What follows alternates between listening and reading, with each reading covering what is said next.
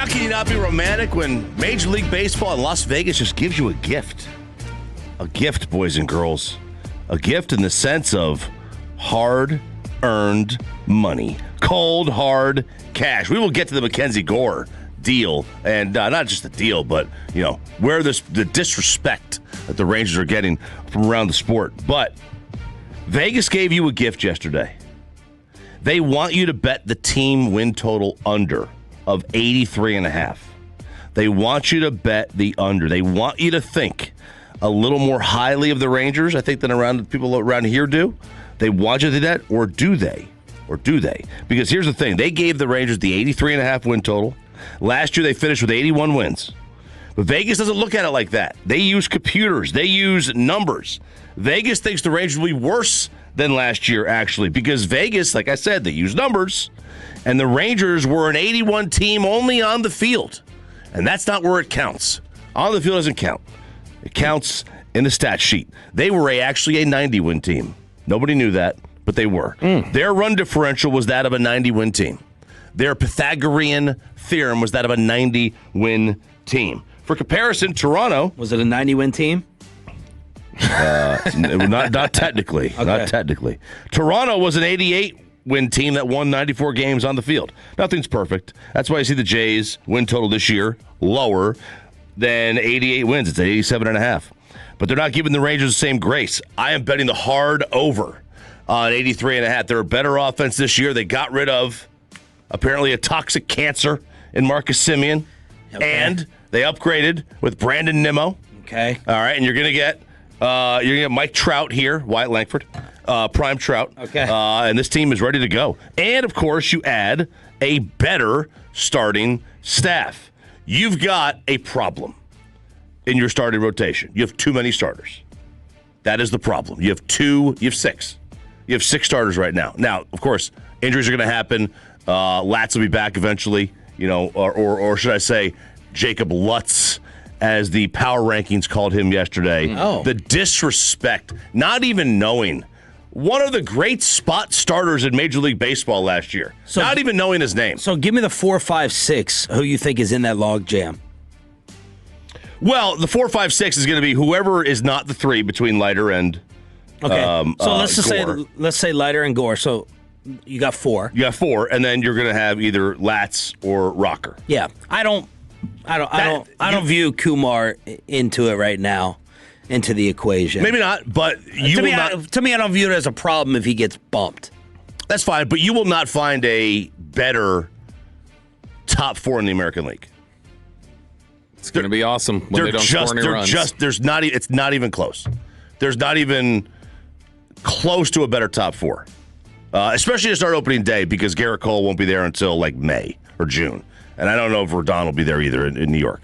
It's not even close in the AL that this is the best starting staff. They were the best staff last year. They were the best pitching team in baseball last year. Yep. And they went 500 because the guy who was third on their team last year among qualifying hitters in OPS was Josh Young with a 684.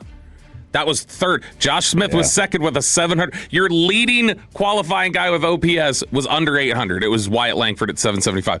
That's you will never win like that. You are the Pittsburgh Pirates. Latz also only started 8 games, so I don't even know. We don't even see them view him as a consistent starter. No, he was a bullpen guy, but when he was put out there, yes, in those spot starts, a 2.84 ERA, he was fantastic. And I would look at him probably as my 5 right now. If assuming he's ready to go, I would assume that he would be the 5. Like, that's how I would look. They probably want Rocker. Yeah. But I would think, all right, like Latz he's earned that spot. He has earned that spot. So we'll see what they wind up doing. But they put them, like I said, the 83.5 win total, and now you go to where they stand as the dust is settled on free agency, and they're right in the middle of the pack. 16th in CBS. And they say the rotation is stellar, obviously, and it's always possible.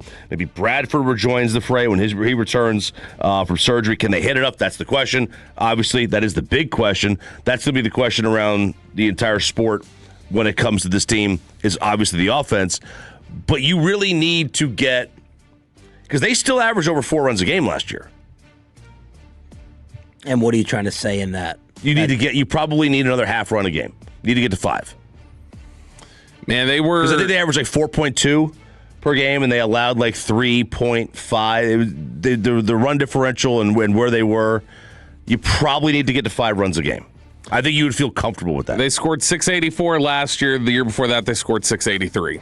So the available evidence tells us they are not going to hit, and it's right. We and in hope order they to will. win your bet, the pitching needs to basically do the same thing. Needs to do the same thing, and then KNC was talking about this as well. Defensively, what they were last year, that needs to maintain as well. Well, I mean, and you lose Garcia and Wright. You lose Garcia and Wright, and then you lose Simeon too. So you got to figure that out and what you're going to do. You got defensively in terms of defensive runs saved and all that. What did you do at catcher? Did you improve defensively at catcher? Because you probably improved offensively based on what they did last year at the position. They lost 8 games last year where they allowed 2 runs. 8 games. Let's go to The Athletic. Ken Rosenthal wrote on the Mackenzie Gore deal and what they are saying around the sport when it comes to him. And first off, the headliner in the return was Gavin Feen, the 12th overall pick, and people like him, right? None of the Nationals' new players cracked the top 100 in prospects in Major League Baseball. Now, when you go down, they say it's a big win for the Rangers. According to one baseball official, they get the best player in the deal by a wide margin, and they didn't give up any top 40-man pieces. All right, and you especially keep on to Walcott, who is one of the 2 top 100 players that they have in their organization. He comes in at number 5. They refer to the Rangers, and they said that they liked their end, citing the track record of Chris Young, and obviously what Gore is. Gore is good, not great. Big upside. Health concerns, that's key. You got to look at it. Bottom line, they like it for the Rangers because they think Chris Young is good at evaluating his own players and what he gave up. Right, and that's from who? Rosenthal? That's from Rosenthal. Okay. So, I generally kind of like Rosenthal. If he says something, I'm buying it. Yeah. I can't say I like him, right? Because he didn't call us back. Yeah. Was that him that you got in the fight with on the phone?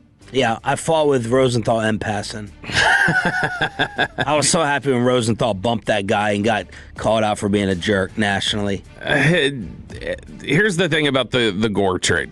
It's good. Like, they won it, I think. Mm-hmm. And he's a good player.